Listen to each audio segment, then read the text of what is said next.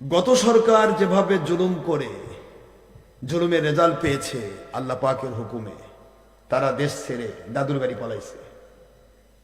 ঠিক ওইভাবে যদি আবার কেউ আপনারা জুলুম করেন, সে টুপি মাথার দিয়ে হোক আর প্যান্ডেল করে হোক, যদি জুলুম করেন, ওদের তো তাও দাদুর বাড়ি আছে, আপনাদের কিন্তু দাদুর বাড়ি না। আপনাদের কিন্তু দুনিয়াতে দেশেই মানুষ, আল্লাহ পাক যদি খেপে যায় তাহলে দেশে আপনাদেরকে অলঙ্গ করে পিটাবে।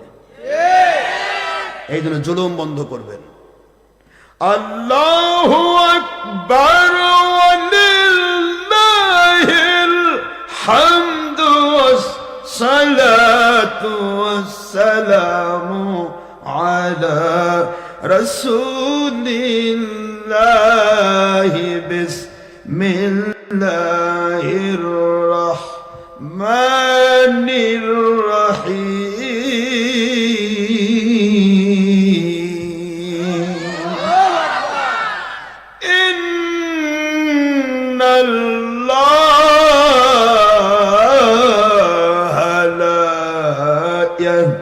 দিল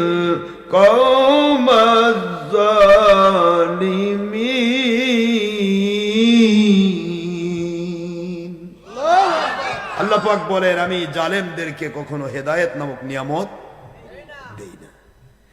হেদায়েত থেকে তারা দূরে চলে যায়। জালেম যারা হয় তারা বেয়াদব হয়। বলুন কি হয়?